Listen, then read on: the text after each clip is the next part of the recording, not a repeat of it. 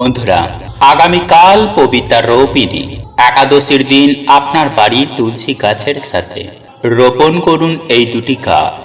তাহলে 24 ঘন্টার মধ্যে আর্থিক উন্নতি হবে অবধারিত এবং পরিবার থাকবে রোগমুক্ত। হ্যাঁ বন্ধুরা, আপনি ঠিকই শুনেছেন। আমরা সবাই জানি টাকা গাছে ফলে না, কিন্তু এই গাছগুলি বাড়িতে রাখলে সর্বসুখের সমৃদ্ধি ঘটবে।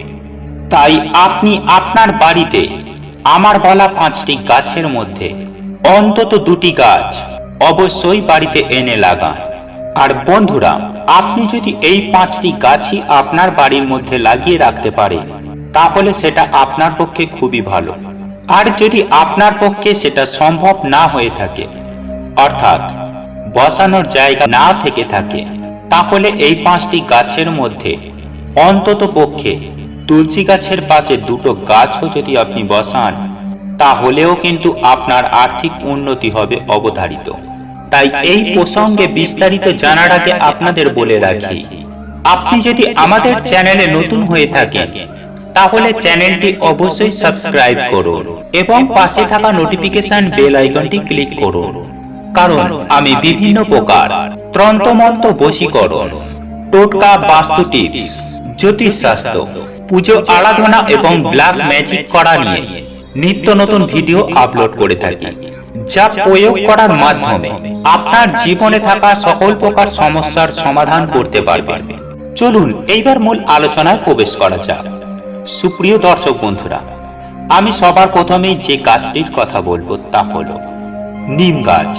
আপনি হয়তো শুনে অবাক হচ্ছেন, কিন্তু বিশ্ব স্বাস্থ্য সংস্থা বলছে, অর্থাৎ WHO এর মতে, যে এই নিম গাছের কাণ্ড, পাতা, ফল, ফুল সমস্তটাই কিন্তু আমাদের শরীরের জন্য খুবই উপকারী।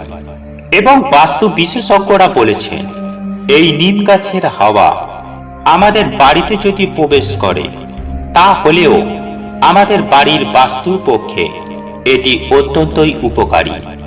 এমনকি চিকিৎসা বিজ্ঞানও এটিকে স্বীকৃতি দিয়েছে। তাই বলছি বন্ধুরা, আপনার বাড়িতে যদি এখনো পর্যন্ত নিম গাছ না থেকে থাকে, তাহলে অতি অবশ্যই উত্তর পশ্চিম দিকে নিম গাছ লাগান। আর যদি আপনারা উত্তর পশ্চিম দিকে নিম গাছ একটি বসাতে পারেন, তাহলে তো আর কোনো কথাই নেই। আপনাদের জীবনে আর কোনোদিনও দারিদ্রতা নেমে আসবে না। আপনারা সমস্ত আর্থিক কষ্ট থেকে মুক্তি পাবেন। বন্ধুরা, এর সঙ্গে আমি আরো একটি কথা জানিয়ে রাখি, এই নিম গাছটি যেটি বসাবেন, সেটি যখন বড় হবে, তখন আপনারা সপ্তাহে অন্তত 3টে দিন সকালবেলা ঘুম থেকে উঠে খালি পেটে এই নিম পাতা বেটে খাবেন। যদি আপনি না খেতে পারেন, তাহলে সপ্তাহে অন্তত 1 থেকে 2 দিন, তাহলে অন্তত ভাতের সঙ্গে নিম পাতা ভেজে খাবেন। আর আপনারা যদি এইরূপ ক্রিয়াটি করতে পারেন, তাহলে আপনাদের শরীরের জন্য যেমন খুবই উপকারী, ঠিক তেমনি আপনার শরীরের রক্ত পরিষ্কার থাকবে এবং বিভিন্ন রোগ ব্যাধি থেকে হাজার হাজার মাইল দূরে থাকবেন। বন্ধুরা, আপনারা কি জানেন যে নিম গাছ যদি আমাদের বাড়িতে থাকে, তাহলে আমাদের বাড়িতে কোনো নেতিবাচক প্রভাব পড়ে না? হ্যাঁ বন্ধুরা, আপনি ঠিকই শুনেছেন। আপনার জীবনে যে নেতিবাচক দুশ্চিন্তা বলুন, বা নানান ধরনের খারাপ চিন্তা ভাবনা বলুন, বা অশুভ শক্তিই বলুন, এই সমস্ত কিছুই কিন্তু সুনিশ্চিতভাবে দূর হয়ে যাবে। আর আপনার বাড়িতে ইতিবাচক প্রভাবের শক্তি বৃদ্ধি পাবে। আর এমনই একটা শক্তি, একটি অদ্ভুত ধরনের শক্তি আপনার গৃহে সর্বদাই বজায় থাকবে, যার জন্য কোনো নেগেটিভ এনার্জি বা অশুভ শক্তি আপনার পরিবারের কোনো ক্ষতি করতে পারবে না। তবে হ্যাঁ, এই প্রসঙ্গে আমি আরো একটি কথা আপনাদের জানিয়ে রাখি, কখনোই ভুল করেও শনিবার দিন নিম পাতা খাবেন না বা তুলবেন না। যাই হোক, এরপর আমি দ্বিতীয় যে গাছটির কথা বলবো, সেটি হলো হলুদ গাছ। হ্যাঁ বন্ধুরা, আপনি ঠিকই শুনেছেন।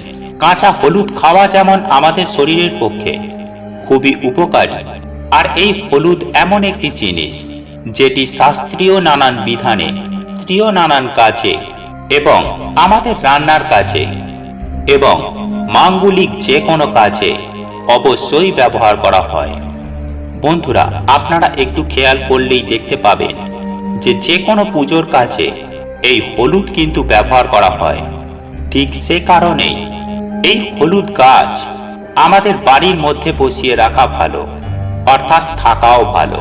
তাই এই হলুদ গাছ আপনারা একটি হলেও আপনার বাড়ির উত্তর পূর্ব দিকে অথবা পূর্ব দিকেও এই গাছটি বসিয়ে রাখতে পারেন।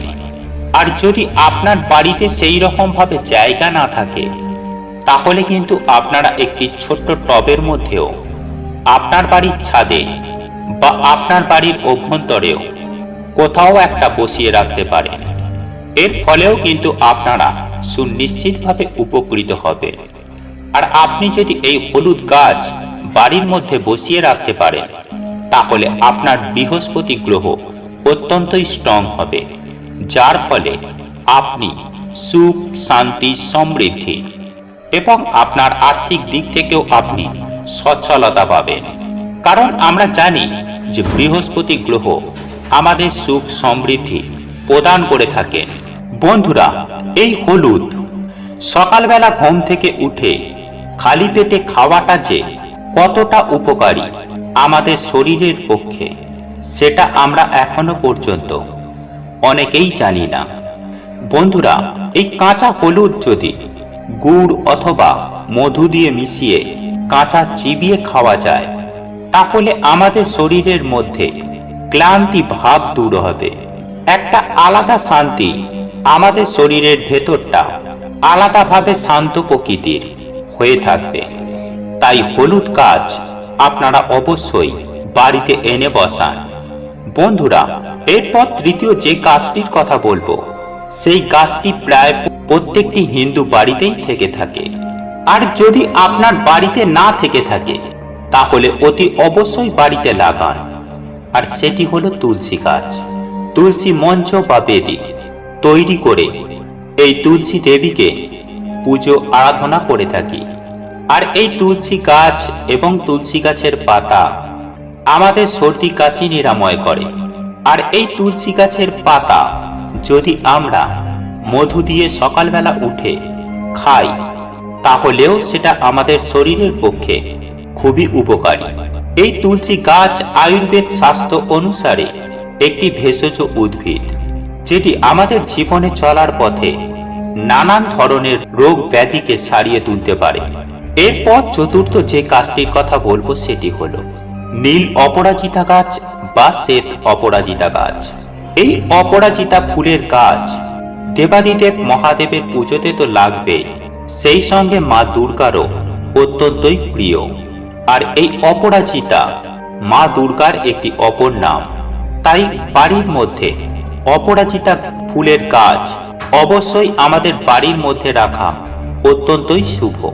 এবং সর্বশেষ আমি যে গাছটির কথা বলবো, সেটি হলো বাঁশ গাছ। হ্যাঁ বন্ধুরা, আপনি ঠিকই শুনেছেন।